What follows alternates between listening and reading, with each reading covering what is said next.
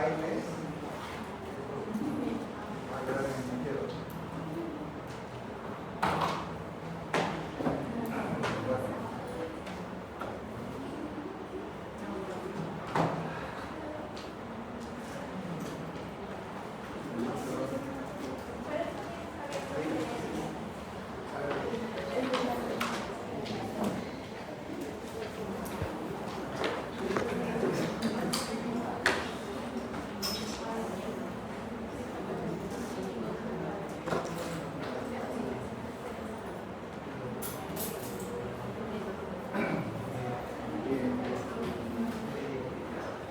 Ustedes han escuchado ya y que han definido posiblemente las horas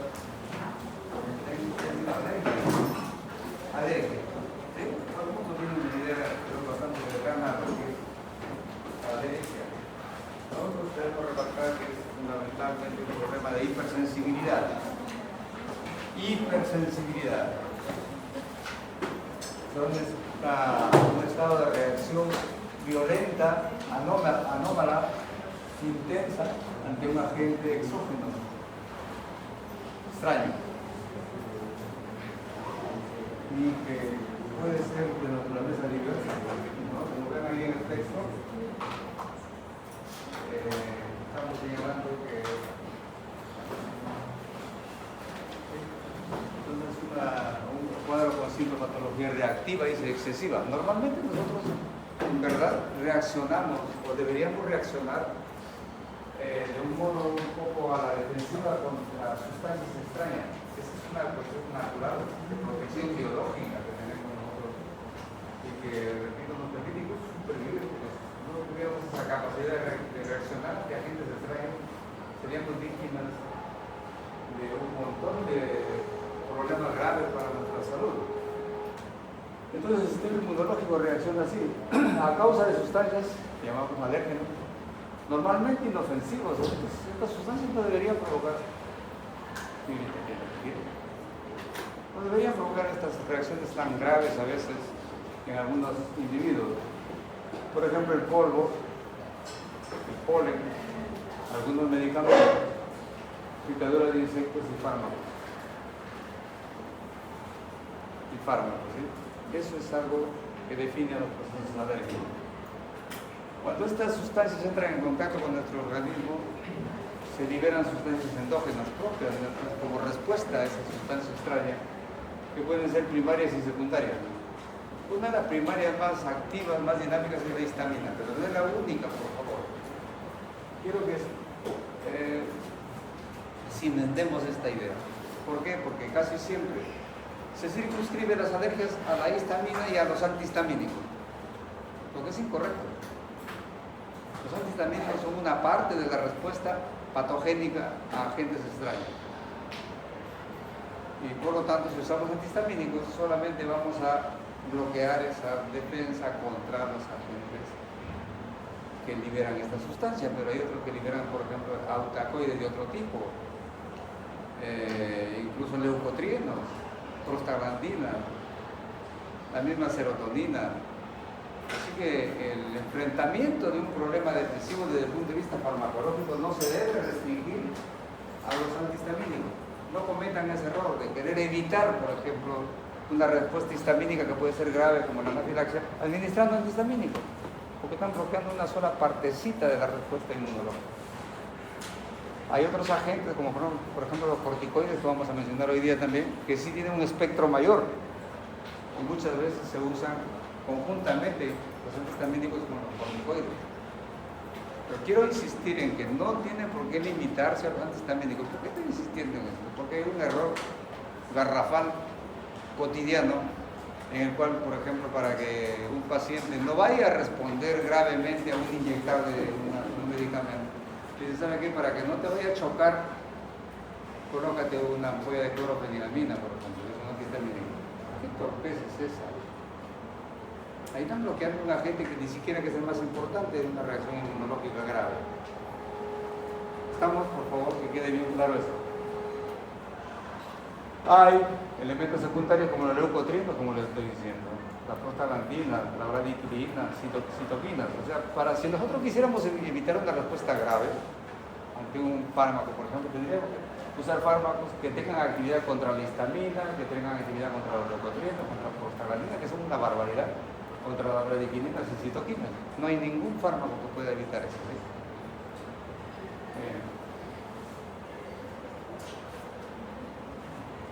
La sintomatología puede ser de un prurito común, sencillo, picazón. O sea, incluso es transitorio, es la forma más leve que hay. Pero también hay casos gravísimos, como por ejemplo el proceso de la anafilaxia, que es potencialmente mortal. En verdad, así nomás, sobre una reacción anafiláctica grave no se salvan los pacientes.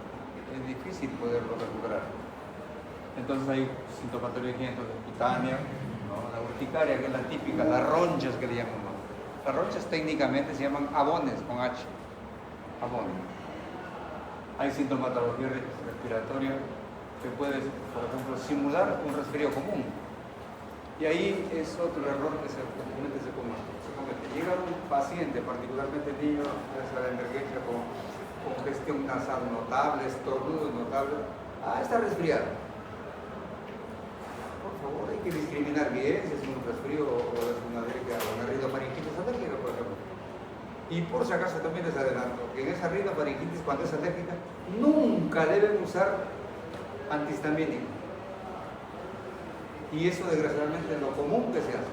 Todo el mundo sabe por un poquito de antihistamínico, cada vez con antihistamínico, especialmente niños, como si fuera una alergia. Y a la inversa, cuando es un proceso infeccioso, generalmente viral, catarral, gripal, se van al otro extremo, a usar antibióticos, que también es torpe, más que torpe, pero hay sintomatología digestiva y general. Esto, cuando llegan a estos casos, generalmente son procesos severos. Shock anafiláctico, hipotensión gravísima, o incluso edemas brutales, y en algunos casos muerte del paciente. Entonces, ¿qué usamos ahí? Tenemos como fármacos básicamente los antihistamínicos y corticoides. Hay otros, los antileucotrienos, pero que no son tan frecuentes y tampoco tan trascendentes. Una pequeña revisada a la historia de la histamina. La histamina recién en el año 1929, Lewis con sus colaboradores identificaron una sustancia que le llamaron H. Y vieron que era liberada por las células de la piel por razón de estímulos traumáticos. Esa sustancia se tomó en cuenta y se encontró que participaba en fenómenos alérgicos, en fenómenos inflamatorios, y con el tiempo recibió el nombre de histamina. Y en los años 30 del siglo pasado se pusieron ya en circulación los primeros antihistamínicos, de los cuales la fenbenzamina y la pirilamina son los más antiguos que existen, los originales del antihistamínico. En el año 46 en Estados Unidos se sintetiza la difenilamina y la triphenylamina, que se usaron notablemente en el mundo. Y así, luego se fueron descubriendo los receptores. Esto es común, jovencitos, miren. Generalmente se encuentra una sustancia por ahí que tiene actividad farmacológica o terapéutica. Y en la mayor parte de casos, al inicio no se conoce cómo actúa. Tiene que pasar mucho tiempo para que se comience a estudiar al detalle, a profundidad, y se encuentra, por ejemplo, que actúa mediante receptores. Y miren los receptores cómo se fueron investigando. En el 66, después de 30 y tantos años, recién se supo que estos fármacos que estaban utilizando y actuaban en unos receptores como los receptores H1. Luego en el 72, o sea, más o menos, casi unos 6 años después, se identificaron los receptores H2. Pero ya se fue observando que tenían una funcionalidad diferente. Eran receptores de la histamina. Estos son receptores de la histamina, H1, H2. Pero estos lo pusieron H2 porque no actuaban casi como actuaban los fármacos que estimulaban los receptores H1, el edema, la alergia, el prurito. No participaban en eso, y más bien observaron que los pacientes a los cuales se estimulaban estos receptores comenzaban a producir síntomas de acidez, vinagreras, dispepsia. De ahí se identificó con el tiempo después que estos tenían que ver fundamentalmente con la secreción gástrica, ácido péptico. Y con el tiempo después se encontraron fármacos que bloqueaban estos receptores como la ranitidina, la famotidina, la nizatidina, la simetidina, que se usaban muchísimo para la enfermedad ácido péptico, las úlceras de la garganta. En el 83 por ahí se encontraron los receptores H3 y en el 2000 casi recientemente los receptores H4. O sea, en verdad hay 4 receptores para la histamina. Pero lo que más trabajamos, casi únicamente lo que trabajamos son los H1 y los H2. Los H1 están relacionados a prurito, inflamación, alergia. H2, secreción de equilibrio. Mirando con tanta atención, dije, ahí estás captando todo. ¿Qué estamos de decir?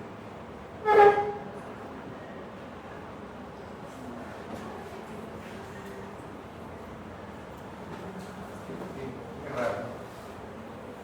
¿Qué acabo de decir?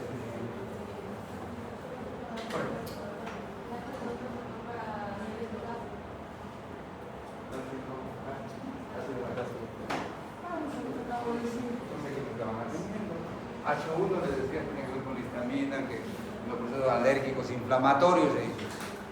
Y H2 en la secreción gástrica, ácida.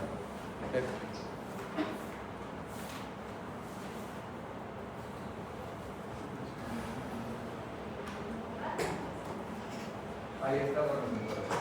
Los H1 están particularmente en el músculo liso, vascular, bronquiolar incluso. Y por eso es que mediante esa interacción con los receptores H1 se produce broncoconstricción. Igual que lo que provocamos cuando estamos en los receptores beta 1 o beta 2. Beta 2. ¿Sí? También el tejido de conducción cardíaco, la piel, el sistema nervioso central. Y estos son sus efectos: vasodilatación, contracción del músculo gastrointestinal, conducción negativo, prurito, dolor, estado de vigilia. Esto tiene una función casi como un neurotransmisor.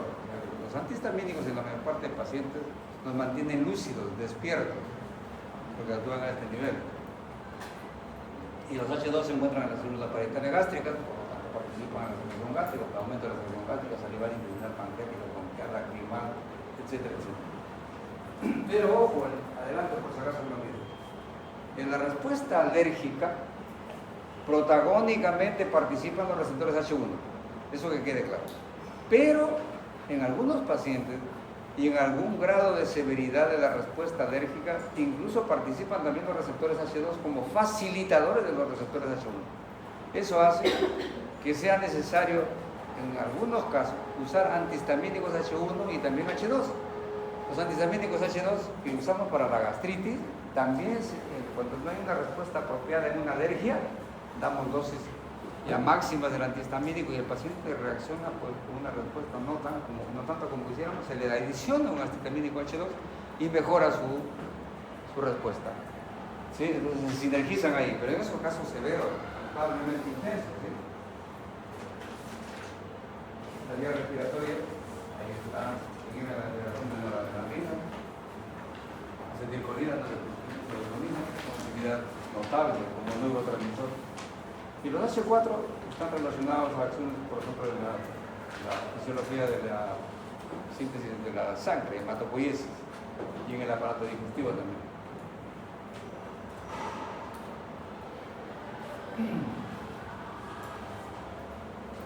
Bueno, los antihistamínicos se han usado muchísimo, en verdad. Podríamos decir que hasta demasiado.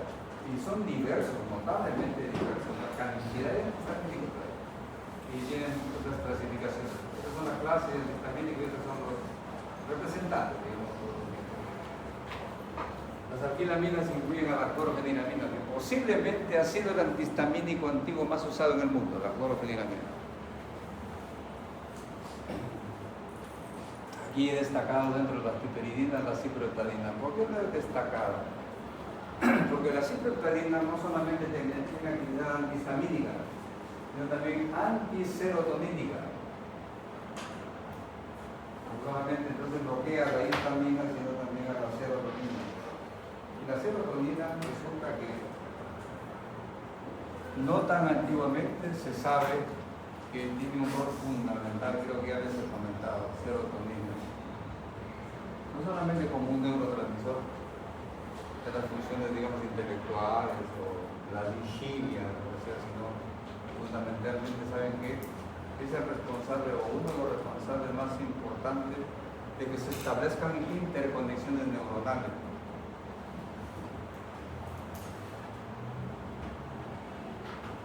Interconexiones neuronales. Esto me interesa, me aclaró muchísimo porque es un caso, podríamos decir, trágico del mal uso de medicamentos en el mundo. Creo que les hablé alguna vez de que nosotros, está demostrado, nacemos con el mismo pool neuronal. La misma cantidad de neuronas tenemos todos los seres humanos en el mundo. Está demostrado. Bueno, son tantos millones de neuronas que tenemos que a lo mejor tenemos diferencias, pero a lo mejor a mí me faltan 1 millón de neuronas y otro puede tener 1 millón de neuronas más que la vida. Pero es tan insignificante 1.000 millones en la cantidad de miles de millones que tenemos de neuronas.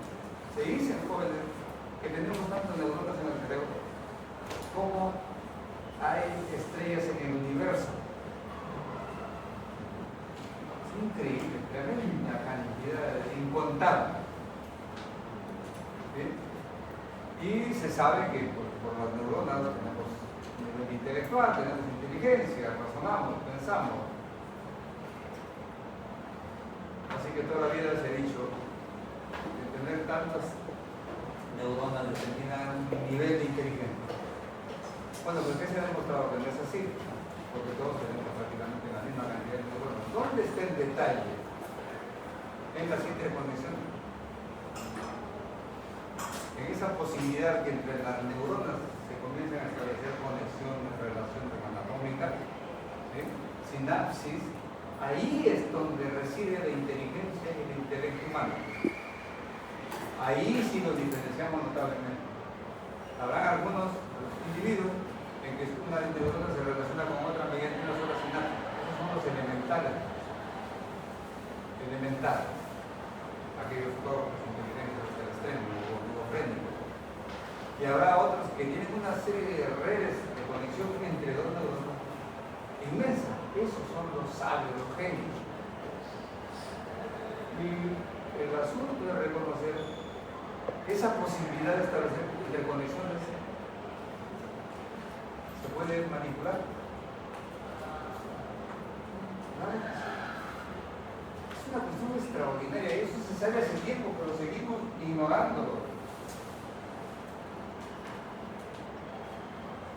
¿Cómo se mejora eso? Entrenamiento intelectual, estímulo. Si un niño, que generalmente su posibilidad de ganar interconexiones neuronales mayormente hasta los 5 o 6 años de edad, si un niño hasta los 6 años de edad recibe estímulos formativos, así dinámicos, cotidianos, ese niño va a ser inteligente, no porque tenga herencia. Se ha visto obviamente que los padres que son cultos, inteligentes, tienen hijos inteligentes, pero no es porque lo heredaron del padre, sino que por ser cultos e inteligentes sus padres lo han estimulado desde niño. La relación es otra, ¿te das cuenta? No es porque sea hereditaria la inteligencia, eso se discutió muchísimo. Y antes se pensaba que la herencia sería la inteligencia heredada. Eso es lo que pensaron, por ejemplo, los nazis. Ellos se sentían muy inteligentes y por lo tanto pensaban que su raza era la superior, la famosa raza aria. Y las demás razas eran, pues, oligofrénicos, tarados, y que no merecían vivir, por eso mataron a tantos seres humanos miserables, ¿no? Razas superiores, la estupidez más malvada que podía inventar el ser humano. Y algunos idiotas siguen pensando que tienen raza superior, porque a lo mejor son más bonitos, porque a lo mejor son más blanquitos, son no tan frecuentes estadísticamente, se creen diferentes y diferentes por ser superiores. Qué brutalidad es esta. Entonces ustedes, por favor, si están captándome, ¿qué tendrían que hacer? Yo les aseguraría que hagan esto. Cuando tengan sus hijos, dedíquense a estimular. Ese es el mejor favor que le harían a sus hijos. desde niños, desde pequeñitos, y particularmente, escúchenme, los primeros 5 o 6 años. ¿Qué estamos haciendo ahora? Lo primero que hacen los padres jóvenes, irresponsables, torpes hasta el extremo, los meten en un nido, que ahí se haga cargo la profesora. ¿Usted cree que la profesora, por más que les hace clasecitas por ahí, va a poderlo desarrollar, entrenar, como podría ser un padre que se dedica a sus hijos? Pero por Dios, ¿ustedes creen que esto no se sabe? Ustedes a lo mejor recién se enteran. Pero en el mundo es una verdad algo conocida. En países escandinavos, que son los países más cultos posiblemente que hay en el mundo, Suecia, Noruega, Dinamarca, Finlandia. Finlandia, por si acaso, jóvenes, tiene el mejor sistema educativo del mundo. Por favor, métanselo en la cabeza. ¿Qué creen que Estados Unidos es el país más desarrollado intelectualmente del mundo? No, por Dios. Estados Unidos es un mamarracho, es un país de adictos, de patanes, de fanáticos. Es una calamidad ese maldito país, podría decir. Que siempre pues, piensan que son superiores a todos y tienen que dominarlo y destrozarlo, porque la gana, como dice el imbécil de Donald Trump. Vamos a desaparecer, dice a Irán. ¿Cierto? Lo voy a borrar del mapa. ¿Quién es ese miserable que cree con tal poder que debe desaparecer a una raza? Bueno, entonces, ¿qué hacen en estos países nórdicos, jovencitos? Esto es una realidad. Uno de ellos ha establecido por ley, por política del Estado, que a los padres jóvenes,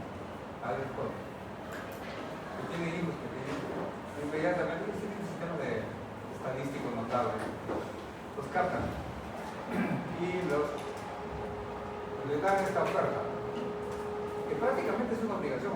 Y dicen, miren, ustedes tienen un niño que recién ha nacido. Bien. El Estado les va a pagar sus remuneraciones a ustedes. Considérense como en vacaciones. Y van a seguir pagando, recibiendo su sueldo. Pero la condición es que se dediquen a formar a su niño. Hijita, no la de la carita, te quiero que me atiendas, ¿sí? Por favor, quiero que me atiendas, porque si estás durmiendo ahí, estoy perdiendo el tiempo, perdón, por favor. Y vengan acá despiertos, pues. Vengan despiertos. Si van a venir a dormir aquí, quitan el estímulo.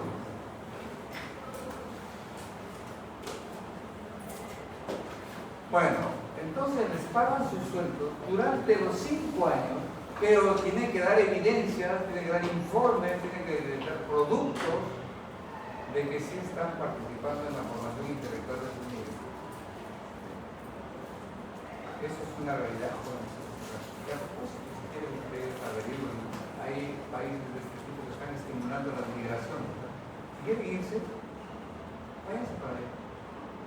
Pero tenían que analizar.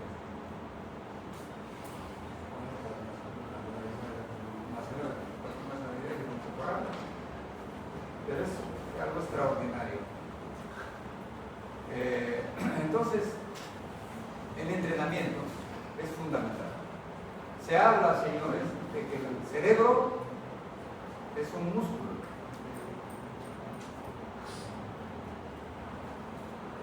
Jovencito de fondo, ya con usted. ¿Qué entiende cuando digo que el cerebro sería un músculo? Quiero que analice en función de lo que me supongo que me está escuchando. ¿Qué entiende cuando digo que el cerebro realmente se comporta como un músculo? Hable fuerte. Tiene que entrenar. Excelente, hombre. Excelente.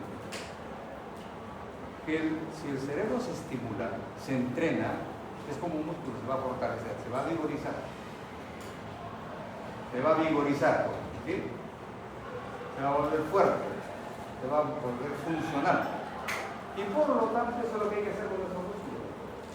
Por eso que no han visto que se recomienda, por ejemplo, para los ancianos, que ellos deben estar haciendo trabajos intelectuales, por ejemplo, cuando menos llenar crucigramas. Evita la posibilidad de que se deterioren peor, incluso hasta podríamos decir evitar el Alzheimer. Así que jóvenes, por favor, hagan eso, entrenen su cerebro, piensen. ¿Cómo entrenarlo? Pensando, reflexionando.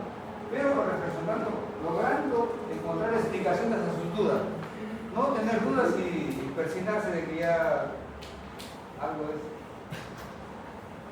de tipo determinista. No, jóvenes. Bueno, entonces, ¿qué tiene que ver con lo que les estaba hablando acá? Se ha visto que la serotonina es posiblemente el factor más importante endógeno que estimula estas interconexiones neuronales. O sea, esa posibilidad de que se conecten varias neuronas entre ellas dependerá de los factores como la serotonina. Y bien, ¿cuál es mi interés de precisar esto? Que en países como el nuestro, obviamente se hizo ganando mundial antes, por fortuna antes, ahora no tanto, se promovió el uso de un fármaco que supuestamente era estimulante del apetito. Ese fármaco fue la cicloheparina. ¿Dónde está ahí? Y la que es subrayada. Cicloheparina. ¿Cómo es esto? No voy a tomar el tiempo, por eso digo, a veces estos temas requieren que tomemos bastante tiempo, porque esto me interesa, en verdad. Me interesa fijar en ustedes estas nociones que son fundamentales, ¿sí? Entonces, la cicloheparina se encontró que en algunos pacientes esto primero es usado como un antihistamínico para las alergias, y se encontró que en algunos pacientes a los cuales se le daba cicloheparina controlaba su alergia, mejoraba su alergia, pero aumentaban de peso. Y cuando se buscó la razón es porque se encontró obviamente que sí tenía un efecto estimulante del apetito. No en todos, no tan intensamente, pero sí había un cierto efecto que estimulaba el apetito de los pacientes. La industria farmacéutica, como siempre, morbosa, angurrienta, apenas encontró esa evidencia, inmediatamente lo generalizó, como que era una verdad que iba a ocurrir con todos los que usan cicloheparina. Y comenzaron a elaborar en todo el mundo jarabes, tónicos, tabletas, para darles particularmente a los niños que no tenían apetito. A los niños que no tenían apetito. Y es común, creo que todavía, en gente tonta, especialmente madres jóvenes, medias oligofrénicas, que quieren que sus hijos coman lo que ellos quieren y que deben estar gordos como una bolita para que estén felices. Qué bello, los niños de eso es muy bonito, eso está relacionado a la estética, tiene que ver con el volumen, con la redondez, ¿sí? Eso es una cuestión psicológica nuestra. Entonces, mientras un niño tenga un gordito, cachetoncito, qué lindo, qué bonito, adorable. Adorable. Ese marrano con el tiempo va a ser un diabético, va a ser un hipertenso, va a ser un lipidémico, ¿sí? Por favor, jóvenes, ¿sí? Bueno, entonces, la cicloheparina se promocionó como estimulante del apetito y se difundió. No había, les juro, jóvenes, esto es una cuestión escandalosa, no había en el mundo un joven, al menos de hogares que podían costearse este tipo de lujos, que no paraba tomando todos los días su cicloheparina. Periactin, me acuerdo del nombre comercial de uno, Ciprovin, el otro Ciprovit, otro, y así. Juro, jóvenes, no había hogar en el cual no haya un frasco de este tónico, entre comillas. Obviamente que le agregaban vitaminas, esa es la gran mentira de que las vitaminas son una maravilla. Ah, por favor, no sean pues tontos, ¿sí?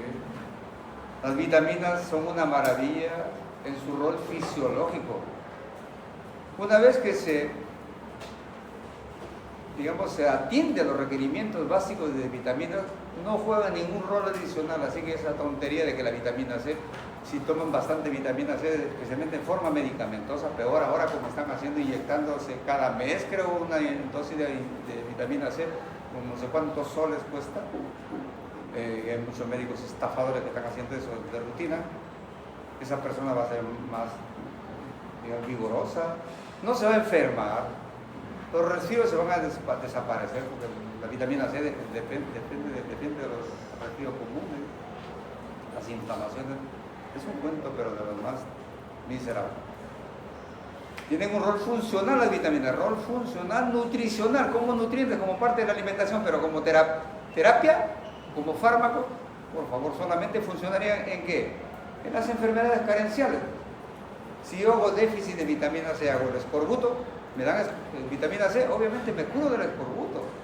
Si tengo beriberi por falta de complejo B, tomo complejo B, los famosos neurobiones, tanta tontería que hay por ahí, me curo de la beriberi. Pero si no tengo déficit, no voy a obtener ningún beneficio adicional. El cuento es que todas las funciones se magnifican si usan vitaminas como medicamento. Los que toman vitamina A, caray, van a ver pues con más calidad que un águila. Van a mirar a kilómetros, van a distinguir maravillosamente todos los detalles de lo que ven. Hay que ser pues bien chavo del 8 para estar pensando en esas cosas, ¿no? Bueno, entonces, ¿qué pasó?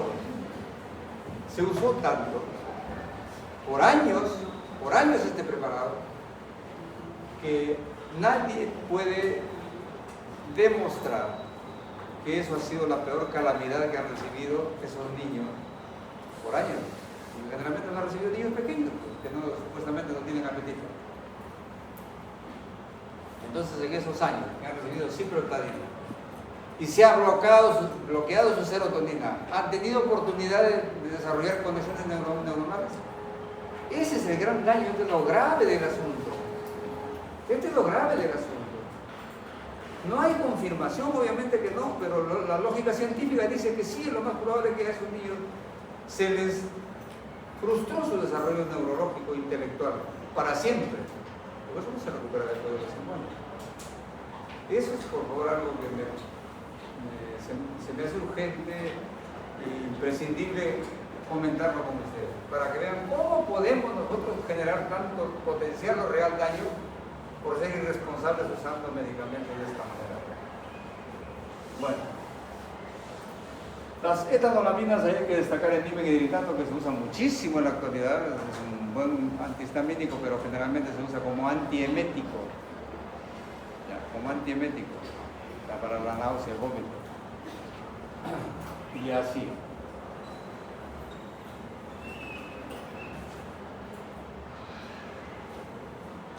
¿Qué pasó con los antihistamínicos anteriores de primera generación? Que se encontró que producían algunos efectos, no algunos, en verdad bastantes efectos secundarios.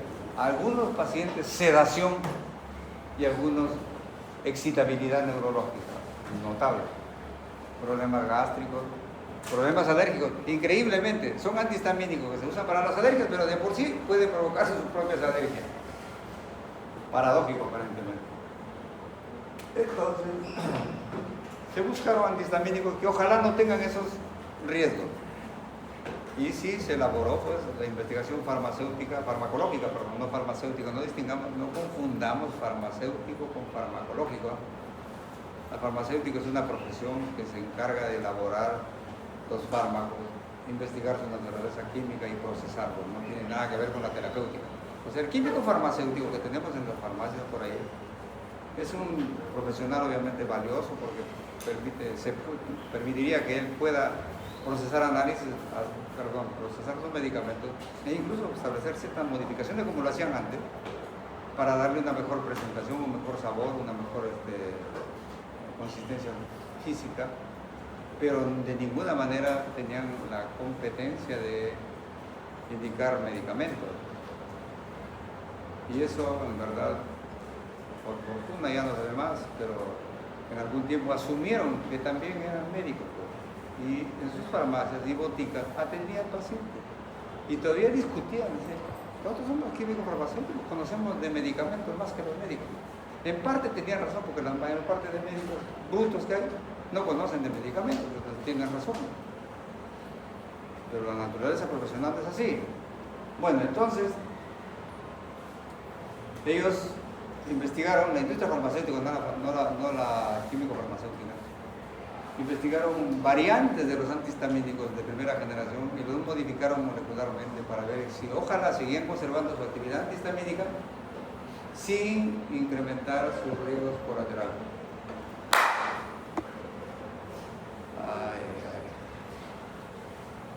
¿Qué puedo hacer? Traeré pues un dispositivo de agua helada para aplicárselo a los que están durmiendo. Bien. Entonces se produjeron antihistamínicos que conservaban su actividad antihistamínica, antialérgica, podríamos decir, y no tenían efectos centrales, particularmente ese era el gran beneficio. O sea, ni sedaban ni estimulaban a los pacientes, centralmente, cerebralmente. Y también, generalmente, se administraban menos frecuentemente. Los antihistamínicos de primera generación generalmente se administran cada 4 o 6 horas, varias veces al día. En cambio, estos de segunda generación, en la mayor parte de casos, una sola vez al día. Es una ventaja notable. Ahí tenemos particularmente la cetiricina, por ejemplo, que es muy usada en la modernidad. Es una piperacina. La loratadina también. La epinastina son notablemente utilizadas en la actualidad. ¿Por qué subrayada las temisol y la torfenadina? Porque esos antihistamínicos de segunda generación se promocionaron como, les digo, muy eficaces como antihistamínicos y también que no tenían ningún efecto ni sedativo ni estimulante central y se usaban una vez al día. Era una popularidad tremenda. Pero ¿qué pasó con el tiempo? Especialmente cuando se daba junto a algún otro medicamento, ahí tiene que ver el asunto de las interacciones, ¿sí? Que es importante no perderlas de vista. Se usaron junto con otros medicamentos, particularmente por ejemplo con antibióticos como la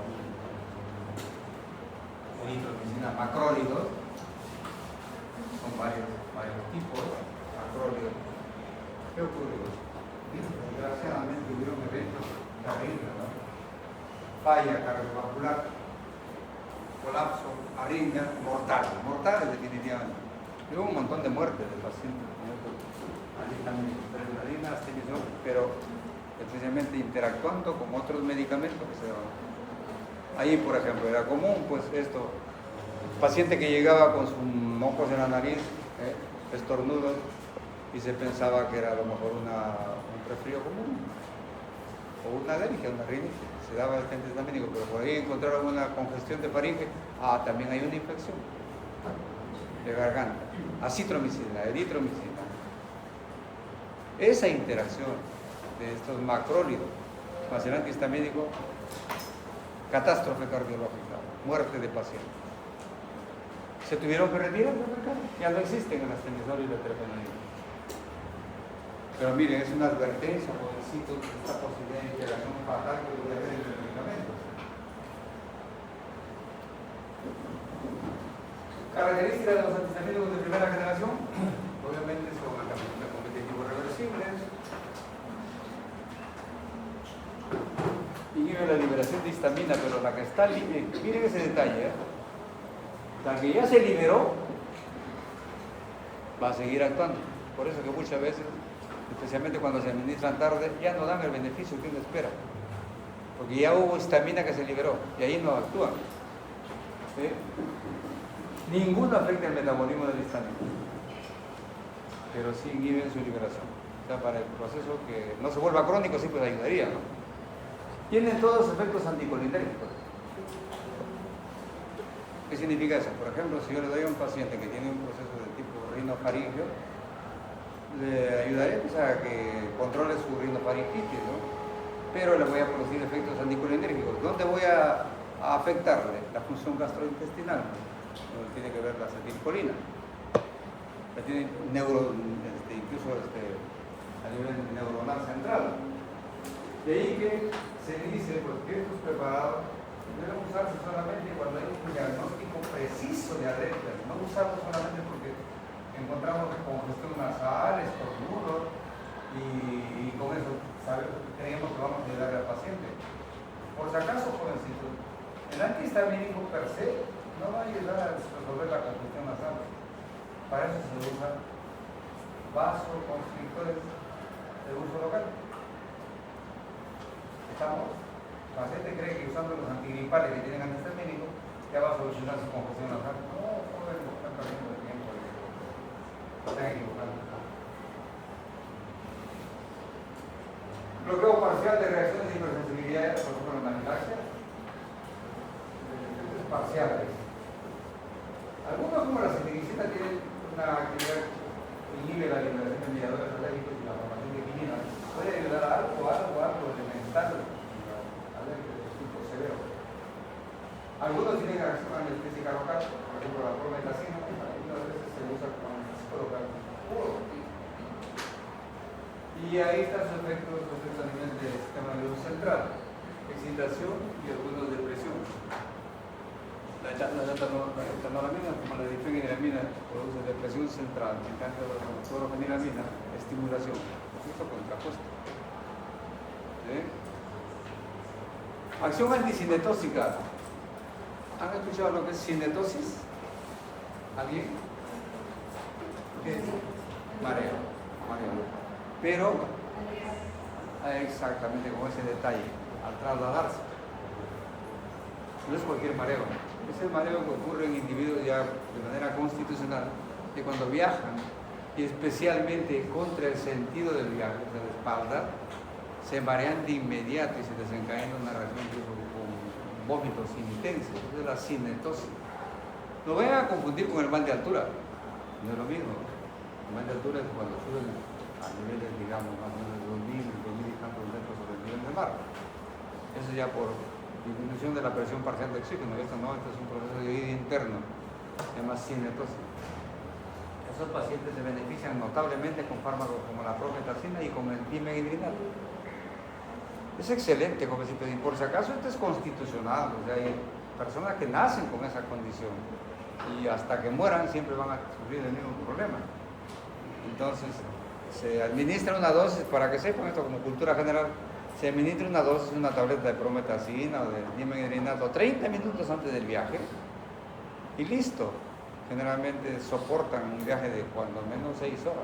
A lo mucho 6 horas, perdón, a lo mucho, no cuando menos.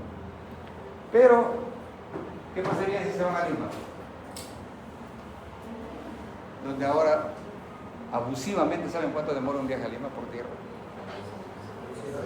Hasta 14, 16 horas. ¡Qué abusivo! ¡Qué abusivo! No sé por qué demonios, de que van recogiendo mucha gente por el camino, o otros tienen el famoso temor del límite de velocidad, 80 kilómetros por hora, pues por muchos accidentes. Nuestros torpes políticos creen que porque los choferes reduzcan su velocidad a 80 kilómetros por hora no va a haber accidentes. ¿Por qué ocurren accidentes? Porque están cansados, porque tienen un turno de manejo tremendamente notable, o porque son negligentes. Los accidentes siguen ocurriendo igualito. Y más la demora es terrible, estresante hasta el extremo. Entonces, si se van a Lima, demora el viaje 14 horas, ahora 16 horas incluso en alguna ocasión. ¿Les va a durar el medicamento para protegerles todo el viaje? No, generalmente las primeras 6 horas pues llegarán de acá a Virú por ahí, ¿sí? Y ahí comienzan los vómitos. Tienen que usar varias dosis por la demora del viaje. Bueno,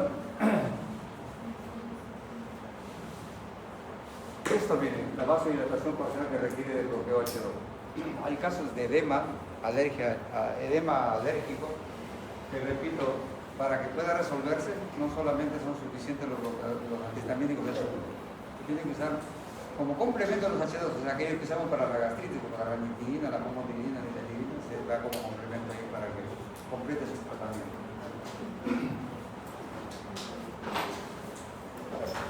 Veamos los huesos de la realidad capilar. Supresión constante de la regresión salival,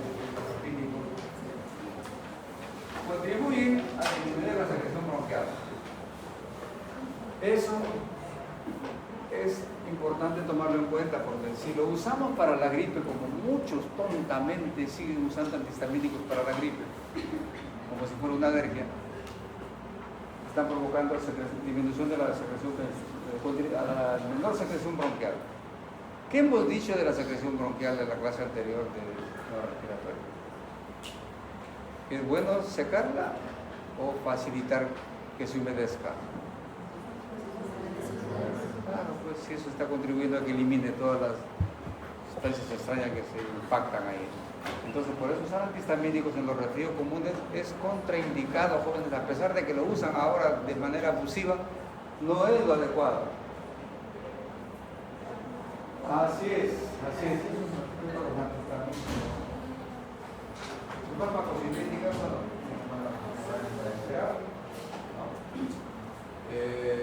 distribución es amplia en todo el organismo.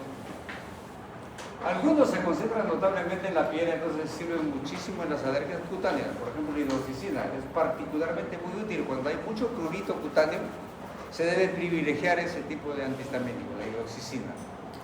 No digo que los otros no sean útiles, sí, pero este es más potente, digamos, para bloquear el prurito cutáneo. Esto, por favor, su metabolismo es en el hígado y este proceso de hidroxilación es muy lento en los ancianos, así que los ancianos no hay que usar al menos en exceso antihistamínicos porque pueden intoxicarse porque hay un lento metabolismo de los ancianos, ya por el proceso de envejecimiento.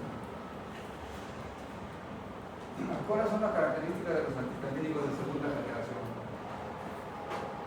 Bueno, son bloqueadores competitivos. No atraviesan la barrera hematoencefálica, por fortuna, entonces están libres de efectos deleterios sobre el sistema nervioso central. Por eso es que no sedan ni activan demasiado el sistema nervioso central. Unión a proteínas plasmáticas, ¿qué tiene que ver con eso? Con lo que ya sabemos en farmacología. Tienen una alta afinidad por unirse a proteínas. Por interacción, ¿no es cierto? Porque van a competir con algún fármaco que sea portado por una proteína, estas van y lo sacan y se meten en ello. Entonces, ¿qué provocan? Porque el otro fármaco tenga más fracción libre. Más fracción libre, mayor efecto farmacológico y por lo tanto toxicidad. Eso es importante, ¿sí? La vida media prolongada que permite administrarlo generalmente una sola vez al día. Por esta demora, incluso por si acaso el inicio de su acción farmacológica se retarda.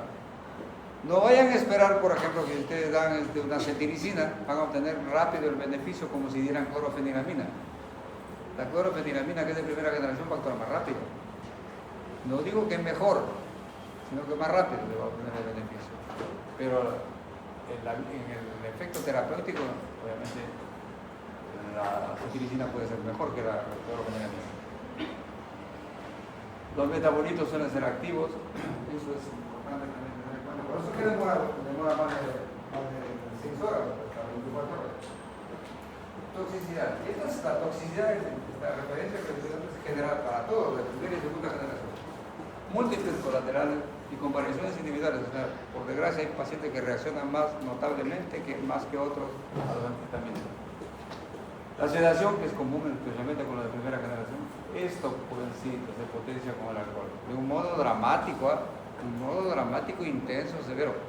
Por eso, a un paciente que ustedes prescriban un antihistamínico de primera o de segunda generación, peor los de primera generación, tienen que advertir de que no tomen alcohol, porque puede llevar a situaciones gravísimas, depresión central notable. Anorexia, falta de apetito, náuseas, molestias espigaces, retención urinaria pueden provocar. Esto en los pacientes prostáticos, ¡ay, diablo! Y le produce un tremendo problema, ¿sí? Porque ya de por sí tienen su retención urinaria por el prostático. Con esto se empeora notablemente, puede llevar a la retención urinaria, que es terrible, que tienen que sondear al paciente y poder solucionar su problema. Sequedad de glucosa, hipotensión, cefalea por situaciones alérgicas, especialmente las que se aplican tópicamente. Nunca, por lo tanto, y aquí viene una indicación importante, nunca usen antihistamínicos tópicos, porque hay en el mercado cantidad de cremitas, geles con antihistamínicos, pues es lo más torpe y tonto que hace la industria farmacéutica. Ellos por vender sus medicamentos no les interesa, jóvenes, pues se dan cuenta, no deberían utilizarse antihistamínicos por vía tópica, pero sí, ellos sí producen geles, cremas, sabiendo que incluso por esa vía van a inducir mayor probabilidad de alergia. Discrasias sanguíneas en algunos casos, o sea, puede haber afectación del porcentaje de componentes hematológicos, especialmente eosinófilos. Efecto teratogénico. Esto también generó una preocupación notable. En animales de laboratorio se encontró efecto teratogénico, le daban a ratitas antihistamínicos y salían con alteraciones cromosómicas los proles. Por si acaso, jóvenes, cuando se encuentran esas evidencias, no se puede hacer experimentos para ver si se producen en humanos. Por eso se queda ahí, se detiene nomás la recomendación del medicamento. Pero no se puede saber si sí o si no. Lo más probable es que sí. Porque no nos diferenciamos mucho en verdad de los demás animales. Esto, miren, jovencitos, generó una preocupación notable en cierto tiempo. Ahora creo que ya se ha olvidado un poco la gente y los médicos. Algunos antihistamínicos de primera generación que habían sido administrados en niños pequeños, niños de cuna, se relacionaron con un caso de muerte, se decía apnea del sueño. O sea, niñitos que los acostaban sus madres, le daban su jarabecito, su gotita con antihistamínico, se acostaban muy bien, a lo mejor con su alergia, con su gripecita, y cuando le iban a despertar estaban muertos. Ese fenómeno se llamó apnea del sueño, o sea que aparentemente en el sueño hacían apnea y paro respiratorio. Por favor, no hay ninguna investigación que se haya hecho por qué se debió a esto, pero sí se encontró que la mayor parte habían recibido antihistamínicos de primera generación, bien pequeños. Con mayor razón para tener precaución y no administrarlo así nomás, por más que estén acatarraditos, resfriaditos. ¿Cómo se soluciona eso del catarrito, la compresión nasal? Jóvenes, sencillo. Preparan agua salada tibia, sobre fisiológico. Solución a través de por mí, que no sea muy salada. Con un gotero le aplican gotitas de agua salada tibia frecuentemente en las fosas nasales. No tengan temor, porque vos decís, no, doctor, ¿qué le voy a aplicar 10 gotitas? Se va a ahogar. Eso se ahoga, cabe en la cabeza de la mamá tonta. Nunca se va a ahogar un niño porque reciba gotitas de agua salada tibia por las fosas nasales. No, pero tampoco estamos diciendo que le apliquen un balde de agua ahí, no sé, gotitas. Unita se queda en la puertita de la fosas. Tiene que aplicar con unos 10. Obviamente el niño patalea, porque dice, oh, ya se me está ahogando. Por eso no importa. La cardiotoxicidad, eso es lo que les estaba diciendo.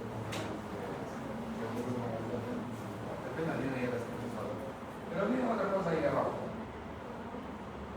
Esa gravísima cardiotoxicidad, fíjense lo que está poniendo ahí, que puede ser mortal. Ya hay demostrado que mayormente con la interacción con los macrólidos, con la citromicina, la eritromicina. Pero también, ¿qué dice abajo? ¿Cuántos se ingieren con jugo de toronja? El famoso pomelo. Ustedes en sus libros van a encontrar, dicen, con jugo de pomelo. Pero uno dice, ¿qué será poco?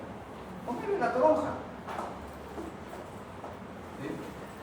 El hecho de tomar un antihistamínico de este tipo en algunos pacientes con jugo de toronja, arritmia fatal, muerte para el paciente, interacción gravísima. Un argumento más para señalar lo que yo siempre paro remarcando. No crean que cuando toman un medicamento como un producto natural, santo, benéfico, que les tengo, es correcto, no puede haber tanto riesgo como usarlo con cualquier otro preparado. Indicaciones terapéuticas.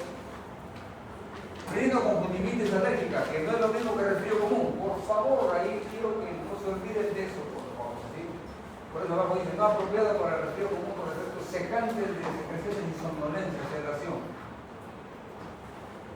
Entonces, los pacientes que tienen su rinoconjuntivitis alérgica, sí, pues sí se justifica. Y el asma siempre y cuando sea parte de un proceso que a la vez tenga junto con la rinitis alérgica. Hay pacientes que, pobrecito, que aparte de su asma también anda con rinitis, permanentemente. Ellos sí necesitan antihistamínicos. La cinetosis, el mareo que les decía en su momento, el vértigo también, especialmente si no es veneno, como se da de ansiolítico, la desinfección de la pina, los efectos de la pina de la boca. En el embarazo y lactancia, la FDA lo categoriza como VOC. VOC significa que sí se puede usar con permisividad, pero por si acaso, está abierto. Hay una nueva valoración que la FDA hace de los fármacos. Ya no están las categorías A, B, C, D, E. Revisen eso, lo actualicen. ¿Qué se espera de un antihistamínico nuevo? Tal vez por ahí se acercan los de segunda generación. Tener propiedades antiinflamatorias. La cetiricina, por ejemplo, es un buen antihistamínico por eso, porque tiene ciertas propiedades antiinflamatorias, aparte de antialérgicas, que no produzcan sedación. La cetiricina, la loratadina, a dosis mayores sí la provocan, a diferencia de la fexofenadina. La fexofenadina es el único antihistamínico de segunda generación que no produce sedación. Puede administrar con voluntad y no va a sedar para nada al paciente. Obviamente más caro, pero más también. Las interacciones con respecto a 50. La sustancia madre cardiotóxica de la terfenadina y el artemisol, que son los dos antihistamínicos que decía que provocaron graves muertes por procesos arrítmicos, siempre es potencialmente posible que ocurra cuando se administran con otros fármacos que tienen afinidad por el citocromo P450. Ahí sí hay que tener mucho cuidado de revisar si cuando están indicando algún antihistamínico con un otro fármaco, si es que ambos tienen interacción con el citocromo P450, no lo usen para mayor seguridad. Gravísimo el efecto cardiovascular. Los corticoides en verdad son una gran variedad de sustancias terapéuticas y que tienen actividades notablemente intensas como antiinflamatorios, analgésicos e incluso antipiréticos. Y además hay otras acciones, por ejemplo la prednisona tiene demostrado un efecto antineoplásico, se usa mucho en los cánceres, por ejemplo, linfáticos, ¿sí? Tiene una acción anticancerígena, así que tienen efectos múltiples. Y son una tremenda diversidad de principios activos. Aquí esto me interesa insistir un poco. El mecanismo de acción se ha encontrado actualmente que es de dos tipos, uno que se llama no genómico y el otro es el genómico. ¿Qué significa no genómico? Que actúan en el proceso del metabolismo del ácido araquidónico.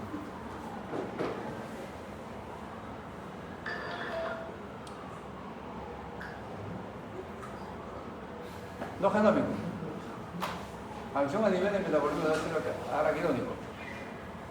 Este mecanismo de acción que se ha encontrado recientemente explicaría que algunos, escúcheme, algunos rarísimos corticoides tengan a veces acciones un poco rápidas, algunas acciones rápidas, mediadas por receptores unidos al membrana. Pero desafortunadamente no todos los corticoides tienen esas acciones rápidas. Particularmente la bendita dexametasona, que ya creo que lo he vapuleado demasiado. No es porque le tenga antipatía, sino porque veo que se usa pésimamente, queriendo prevenir reacciones alérgicas graves como la anafilaxia, ¿no? Cuando muchos médicos le dicen al paciente, mira, pues colócate este inyectable, es un antibiótico, y para que no te choque te colocas primero esta ampolla de dexametasona.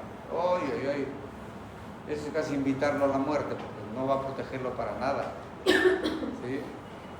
¿Por qué? Porque los mecanismos de los corticoides son fundamentalmente genómicos. Esto es una cuestión excepcional. Genómico, ¿qué significa? Que tiene que interactuar con receptores nucleares. Ya hemos hablado de eso, de cuánto demora la actividad a nivel de receptores nucleares. Tiene que sintetizarse proteína. Eso demora cuando menos 6 horas. Así que, como siempre digo yo, la dexametasona va a empezar a actuar cuando el paciente ya está en su cajón. Es irracional, joven. Pero sí, les menciono que hay la evidencia de que habría un cierto mecanismo no genómico que particularmente parece que ocurre con algunos corticoides, como por ejemplo la hidrocortisona. La hidrocortisona sí tiene ciertos casos en los cuales actúa rápido y donde sería destacado su mecanismo no genómico, pero la mayor parte tiene solamente, de manera prioritaria, el mecanismo genómico que demora en presentarse. Ahí, para que vean una clasificación, el corticoide es técnica, diatópica, y los que se usan en aerosol. ¿Esto qué interés tiene? Que estos son fármacos casi exclusivos para el uso del asma. Son extraordinariamente eficaces, en verdad, particularmente la budesonida. Se administran por vía inhalatoria, no tienen otra presentación. Estos son por vía sistémica, hidrocortisona, betametasona, ahí está la dexametasona, perdón, la prednisolona, no la prednisona, vía tópica tenemos betametasona para ungüentitos, cremas.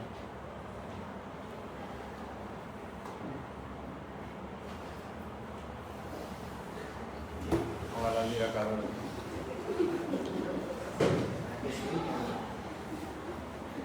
A ver, te voy a tomar en cuenta para la próxima vez, ¿sí? Por favor. Sí saben que el sueño es contagioso, ¿no? Sí, pero así que si yo encuentro varios que me están durmiendo, voy a surgirme también.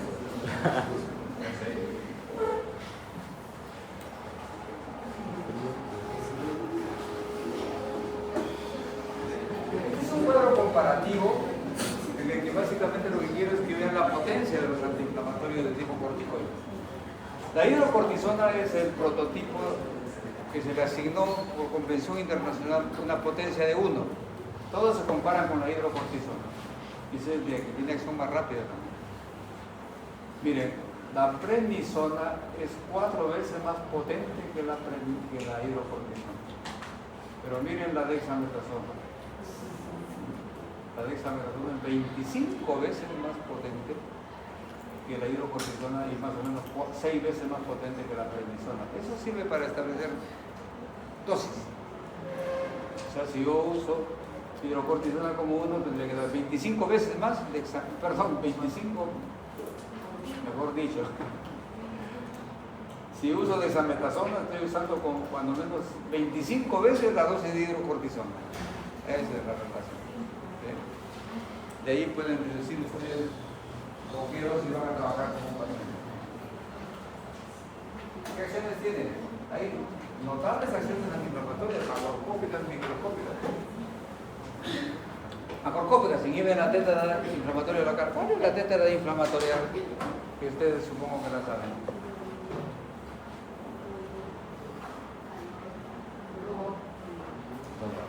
Dolor, calor, rubor y calor. Rubor, ya. Sí, pues, esa es la tétara de qué? ¿Quién fue el fisiólogo que descubrió eso? Lewis. En castellano, en cristiano,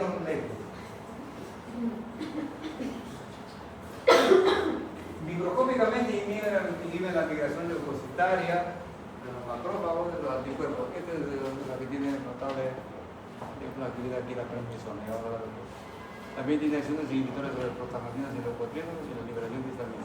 O sea, en verdad los corticoides participan en todos los procesos causales de inflamación. Acá estamos circunscribiendo a los AINES. Los AINES solamente actúan sobre prostaglandinas, actúan a este nivel nomás los AINES, diclofenaco, la cosa.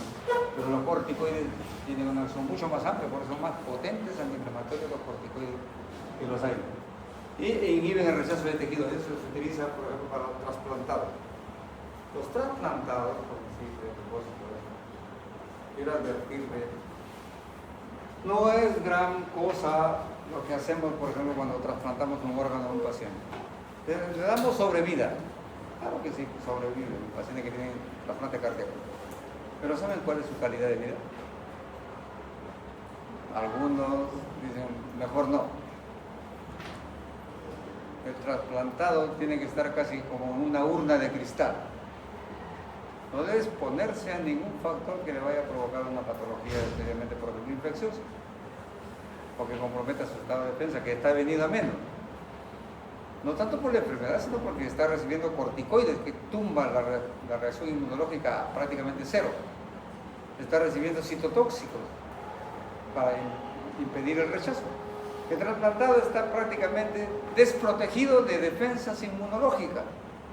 ¿Por qué? Porque si no se le quita sus defensas inmunológicas, va a rechazar el órgano que ha recibido.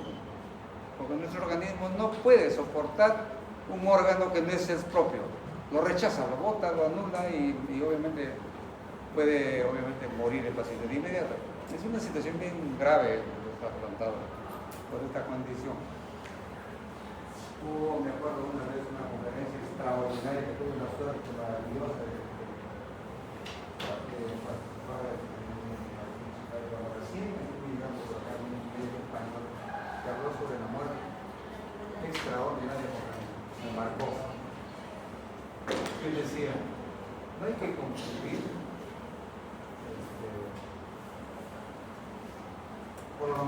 prolongación de la vida que prolongación de la agonía. ¿Captan la idea? No es lo mismo prolongar la vida que prolongar una agonía. Entonces, si nosotros amamos a veces tanto a la vida exageradamente, ¿verdad? Que no quisiéramos morir algunos, ¿no? No vemos a los medios tontos, sinceramente. Pero hay personas que no quieren morir, pero les aterrorizan. Seguro han pecado mucho, ¿no? Y saben que les espera el infierno por ahí. Pero para que sepan, en verdad, yo les doy la noticia, no existe el infierno, es una creación perversa, morbosa de la religión. No existe el infierno, sinceramente. Ni siquiera en verdad en la Biblia original se menciona el infierno. Ese es un invento que han hecho especialmente los que hicieron los concilios religiosos del cristianismo. Especialmente la Iglesia Católica ha inventado tonterías como los pecados, otro invento del Papa Sixto no sé qué diablo. Miserable, tramposo. Y los han asustado a todo el mundo, pero hay gente que no quiere morir. Y por lo tanto, quiere hacer hasta lo imposible por seguir vivo. Bueno, entonces dice, por favor, me está fallando ese órgano, cámbienmelo. Posiblemente con el tiempo pues todo va a ser artificial. Mi corazón me está fallando, póngame uno nuevo. Mi hígado me está fallando, póngame uno nuevo. Bueno, el asunto de los trasplantados al menos es terrible. Pues. Así que hay muchos que al final dicen, pues digamos, no he hecho lo mejor trasplantándome, simplemente no estoy viviendo, pero estoy viviendo una agonía. Pues. Entonces esa reflexión que pensar es lo mismo sobrevivir, es lo mismo prolongar la vida que prolongar la agonía, es posible que sí. No estamos prolongando la vida, estamos prolongando una agonía. Y ser un tipo que está limitado para todo, que tiene que recibir apoyo permanente, medicación permanente, debe ser más tortura que vivir con su enfermedad hasta que nos lleve para arriba. Entonces, jovencitos, hay que tener en cuenta eso. Entonces los corticoides inhiben el rechazo del individuo, ayudan a sobrevivir, digamos. Acciones antineoplásicas promueven la lisis, la destrucción de células neoplásicas, por ejemplo la prednisona, especialmente la leucemia linfoblástica, linfoma y otras neoplasias. Por si acaso, jóvenes, ya hay casos de cánceres hematológicos, algunas leucemias, que se consideran curables. Y hay terapia agresiva, sí, pero ayudan a sobrevivir. Las remisiones, dice, conseguidas pueden prolongarse indefinidamente, o sea, no muere el paciente, especialmente cuando se sinergiza con otros antineoplásicos. Pero ahí viene el dilema que vale la pena vivir en esa condición. No tiene que salir para nada, porque un resfrío, ¿cómo lo puede matar? El medio ambiente. Uso sistémico, terapéutica de sustitución. Jovencitos, aquí quiero advertir lo siguiente.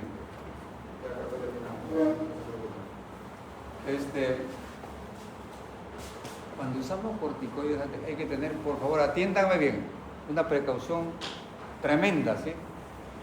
Procurar no administrarlo en dosis excesivas. En segundo lugar, administrarlo de tal modo que no se interrumpa el ritmo circadiano de corticoides endógenos.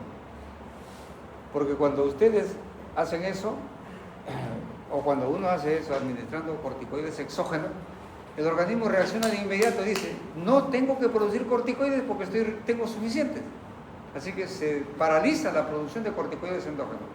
Y si por ahí el paciente suspende bruscamente el corticoide exógeno, se queda con producción cero de corticoides endógenos y viene un shock adrenal gravísimo, mortal.